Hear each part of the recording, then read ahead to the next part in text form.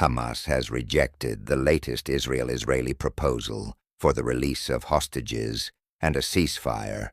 Instead, the group is reaffirming its commitment to an alternative put forward by Egypt and Qatar.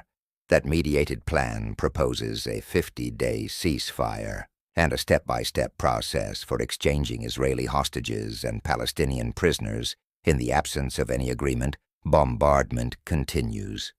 This afternoon, thick black smoke was seen billowing from the southern Gaza Strip, along with the sound of muffled explosions. The Israelis say they are establishing a new security corridor which will divide Rafah from Khan Younis and give Israel control of a second access in southern Gaza. Well, our Middle East correspondent, now is in Jerusalem for us. We know that Israeli troops are operating inside Rafah now.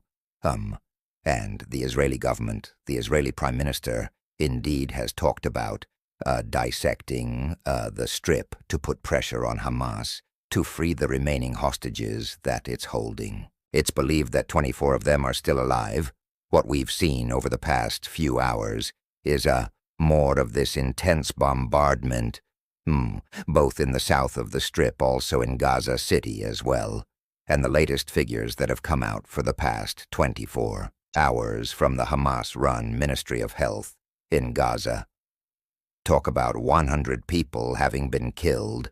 We just had a briefing a short time ago with the Israeli military spokesperson, and he was saying that there will now be this investigation into that incident on the 23rd of March when Israeli fire killed these 15 emergency workers close to Rafah.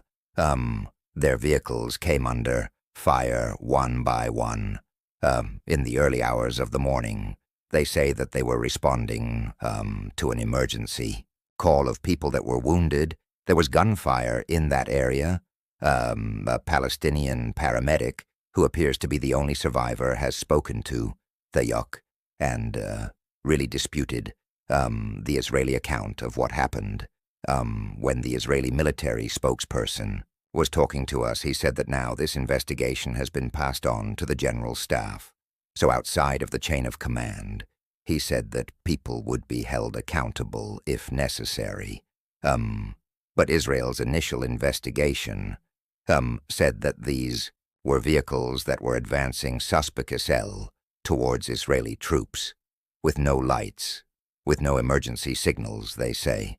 And they say that 9 members of Hamas and Islamic Jihad were killed, although they've only given the name of one of the Hamas members who they say was involved in the deadly 7th of October attacks on Israel. Well, that was Julan Nell, our Middle East correspondent in Jerusalem.